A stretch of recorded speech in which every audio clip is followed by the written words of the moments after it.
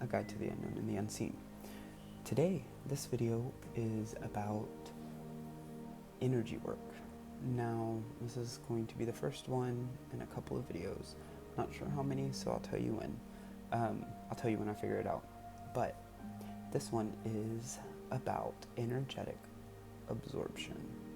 Okay, so let's get started. First, there are several techniques to absorb energy for ritual or just to help yourself build that energetic need. Sometimes we are depleted and we need the energy to keep going or to complete a project or to help us accomplish something. Could be magical otherwise. So these are the techniques that I use. Now, this one is energy absorption from celestial bodies, okay? Now, there are multiple ways to do this. One of the easiest ways is through hands. Your hands can absorb and pull through. Now, what you'll do is you'll visualize. You will see the energy of, let's say, for starters, the sun. This is a big one. The sun gives energy to all things, okay? So it's easy to pull from the sun. When you go outside and you're ready to absorb it, what you'll do is you'll place your hands up, and I can't really do it right here, but you'll place your hands up, all the way up, outstretched towards the sun.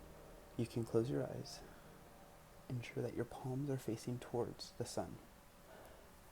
When you close your eyes, what you'll envision is rays from the sun coming into your hands, going down through your arms and into your chest. It will come down into right here. This is an energy point. This is the heart chakra, but this is a different energy point. Right here is your sacral chakra, and below it is, this is your navel chakra, and below it is your sacral chakra. Now where your sacral chakra sits, right about here, right before you get to the root, this is where your dantian is. The Chinese call this spot right here the lower or lesser dantian. Now this spot is where you direct energy either down or up. So, bear with me. We'll get more to explaining this later. So when you're pulling the energy in and you get it into your lesser dantian, what you want to do, if you want to use it for a ritual, magic, or to help you accomplish something, keep it here because you're going to direct it later. If you do not and you want to save it and keep it inside of you to build that energy, you pull it down into your sacral chakra or your dantian. This is a very important energetic spot in your body. This is where you hold energy. This is a very powerful thing to hold energy and to learn the manipulation of energy through and into your body. And it's very important, especially if you want to start really manipulating the reality around you, okay? So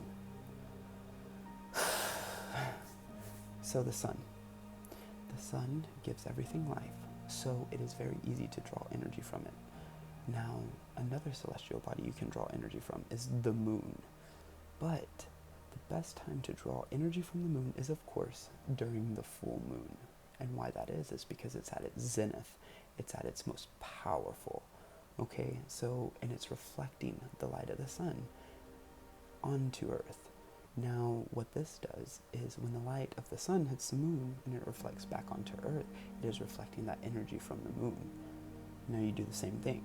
Hands up, point towards the moon, envision it coming down. It will be a cold energy because the best way, the moon is a cold, cooler energy. The sun is a warm energy. So you'll see it and feel it coming through. You just visualize it. You don't have to see it in your mind, but just know that it's happening. If you're not a visual imagination, if you don't have a visual imagination, just know it's happening. And eventually you'll start feeling it, okay? This is also a good way to open the chakras of your hands.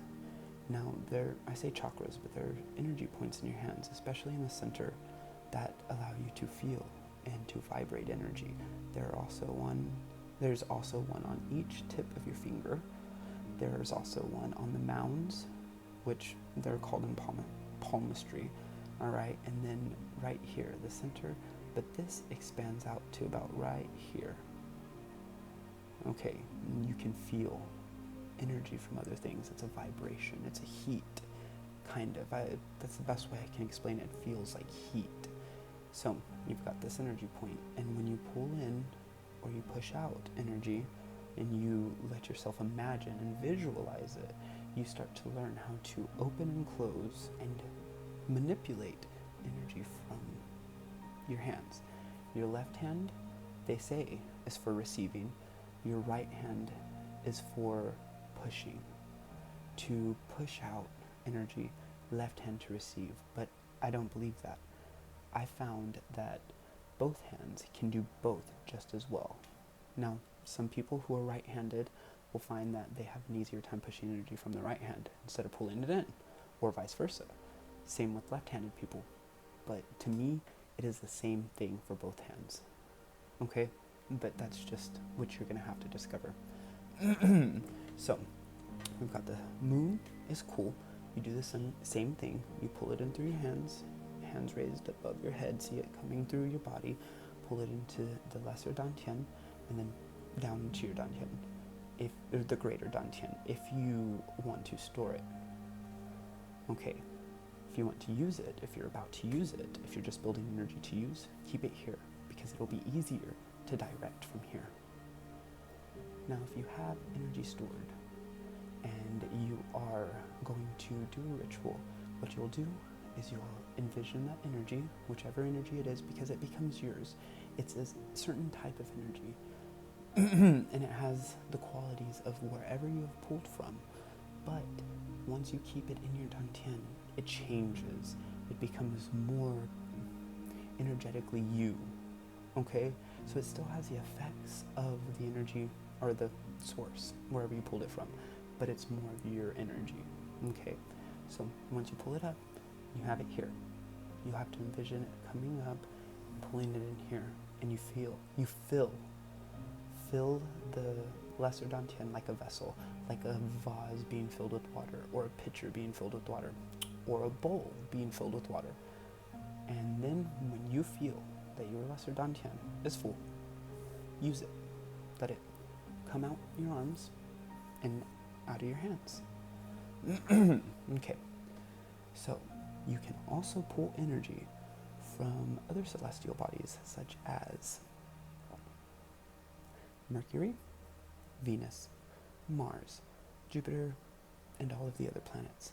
The only thing with that is they are so far away and sometimes so powerful, and with astrological weathering, wherever they are in the sky, whatever aspects they have at that moment, you want to be very careful with that, because you could be pulling energy that is more malignant than it is beneficial.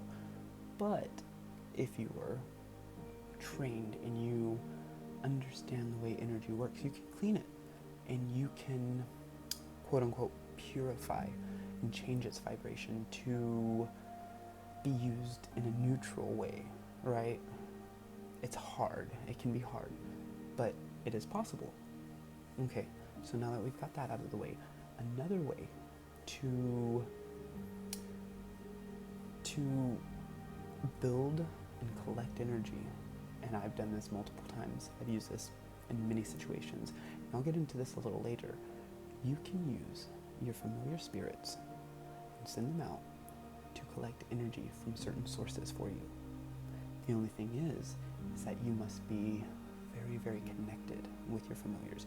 You must be able to control them and get them to bring back that energy for you. Now, I've once had